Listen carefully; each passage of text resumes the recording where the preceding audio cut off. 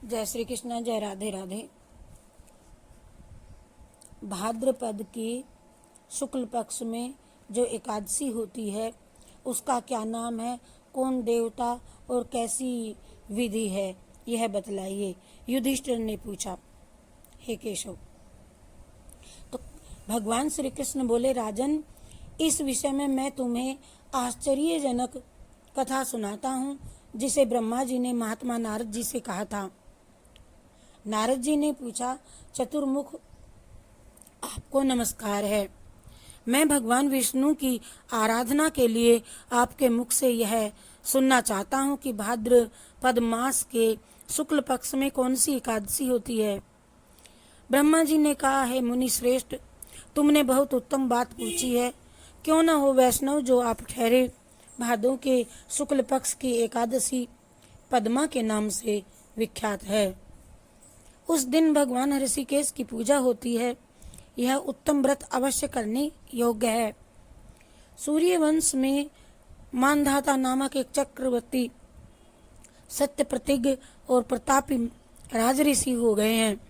वे प्रजा का अपने औरस पुत्रों की भांति धर्म पूर्वक पालन किया करते थे। उनके राज्य में अकाल नहीं पड़ता था, मानसिक चिंताएं नहीं सताती थी और व्याधियों का प्रकोप भी नहीं होता था।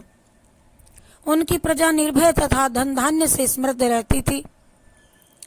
महाराज के कोष में केवल न्यायोपार्जित धन का ही संग्रह था। उनके राज्य में समस्त वर्णों और आश्रमों के लोग अपने अपने धर्म में लगे रहते थे।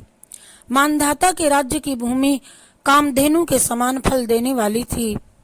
उनके राज्य करते समय प्रजा को बहुत सुख प्राप्त होता था। एक समय किसी कर्म का फलयोग प्राप्त होने पर राजा के राज्य में 3 वर्षों तक वर्षा नहीं हुई। इससे उनकी प्रजा भूख से पीड़ित हो नष्ट होने लगी। तब संपूर्ण प्रजा ने महाराज के पास आकर के इस प्रकार से कहा। सारी प्रजा आकर के बोली, हे नृपश्रेष्ठ, आपको प्रजा की बात सुननी चाहिए। पुराणों में मनीषी पुरुषों ने जल को नारा कहा है।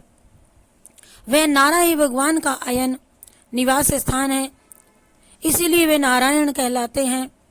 नारायण स्वरूप भगवान विष्णु सर्वत्र व्यापक रूप में विराजमान है। वे ही मेघ स्वरूप होकर के वर्षा करते हैं। वर्षा से अन्न पैदा होता है और अन्न से प्रजा जीवन धारण करती है। हे नृपश्रेष्ठ, इस समय अन्न के बिना प्रजा का नाश हो रहा है, अतः ऐसा कोई उपाय कीजिए जिससे हमारे योगक्षेम का निर्वाह हो सके। राजा ने कहा, आप लोगों का यह कथन तो सत्य है, क्योंकि अन्न को ब्रह्म कहा गया है। अन्न से प्राणी उत्पन्न होते हैं और अन्न से ही जगत जीवन धारण करता है। लोक में बहुधा ऐसा सुना जाता है तथा पुराण में भी बहुत विस्तार के साथ में ऐसा वर्णन है कि राजाओं के अत्याचार से प्रजा को पीड़ा होती है। किंतु जब मैं बुद्धि से विचार करता हूँ तो मुझे अपना किया हुआ कोई अपराध कहीं नजर नहीं आता। फिर भी मैं प्रजा का हित करने के लिए पूर्ण प्रयत्न करूंगा, ऐसा निश्चय करके राजा मान्यधाता ने गिने व्यक्तियों को इनको अपने साथ ले चले और विधाता को प्रणाम करके सघन वन की ओर को चल दिए। वहां जाकर के मुख्य मुख्य मुनियों और तपस्वियों के आश्रमों पर घूमते फिरे। एक दिन उन्हें ब्रह्मपुत्र अंगिरा ऋषि का दर्शन हुआ। उन पर दृष्टि पड़ते ही राजा हर्ष में भर करके अपने वाहन से उतर पड़े और इंद्रियों को वश में रखते हुए दोनों हाथ जोड़ करके उन्होंने मुनि के चरणों में प्रणाम किया। मुनि ने भी स्वस्ति कह करके राजा का अभिनंदन किया और उनके राज्य में 7 अंगों की कुशल क्षेम पूछी। राजा ने अपनी कुशल बता करके मुनि के स्वास्थ्य का समाचार पूछा। मुनि ने राजा को आसन और अर्घ्य दिया।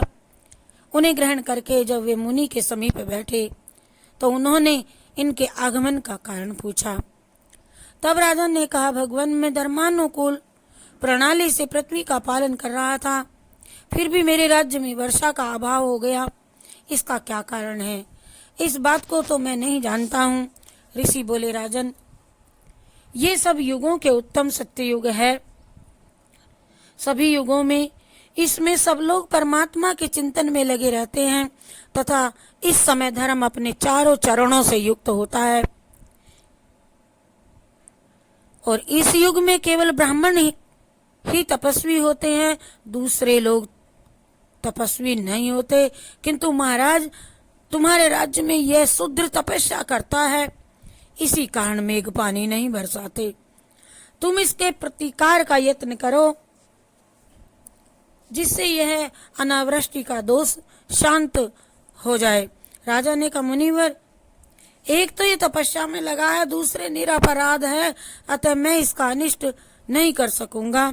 आप उक्त दोष को शांत करने वाले किसी धर्म का उपदेश कीजिए। ऋषि बोले, राजन, यदि ऐसी बात है तो एकादशी का व्रत करो। भाद्रपद मास के शुक्ल पक्ष में जो पद्मा नाम से विख्यात एकादशी होती है, उसके व्रत के प्रभाव से निश्चय ही उत्तम वृष्टि होवेगी। नरेश, तुम अपनी प्रजा और परिजनों के साथ इसका उत्तम व्रत करो। ऋषि का यह वचन सुनकर के राजा अपने घर लौट आए। उन्होंने चारों वर्णों की समस्त प्रजाओं के साथ में भाद्रव के शुक्ल पक्ष की पद्मा एकादशी का व्रत किया। इस प्रकार व्रत करने पर मेघ पानी बरसाने लगे, पृथ्वी जल से अल्पावित हो गई और हरी भरी खेती से सुशोभित होने लगी। उस व्रत के प्रभाव से सब लोग सुखी हो गए। श्री कृष्ण भगवान कहते हैं, राजन, इस कारण इस उत्तम व्रत का अनुष्ठान अवश्य करना चाहिए। पद्मा एकादशी के दिन जल से भरे हुए घड़े को वस्त्र से ढक करके दही और चावल के साथ ब्राह्मण को दान देना चाहिए। साथ ही छाता और जूता भी देने चाहिए। दान करते समय निम्नांकित मंत्र का उच्चारण करे। नमो नमस्ते गोविंद बुद्ध श्रवण संज्ञ का अघोध संक्षयम कृत्वा सर्वसौख्य प्रदो भवा भुक्ति मुक्ति प्रदश्चेव लोका नाम सुख दायका। बुधवार और श्रवण नक्षत्र के योग से युक्त द्वादशी के दिन बुद्ध श्रवण नाम धारण करने वाले भगवान गोविंद, आपको हमारा नमस्कार है, नमस्कार है, नमस्कार है। मेरी पाप राशि का नाश करके आप मुझे सब प्रकार के सुख प्रदान करें। आप पुण्यात्मा जनों को भोग और मोक्ष प्रदान करने वाले हैं तथा सुखदायक हैं। हे राजन, इसके पढ़ने और सुनने से मनुष्य सब पापों से मुक्त हो जाता है। हरि शरणम हरि शरणम हरि शरणम हरि शरणम हरि शरणम हरि शरणम हरि शरणम हरि शरणम हरि शरणम हरि शरणम हरि शरणम हरि शरणम। जय श्री कृष्णार्पणमस्तु।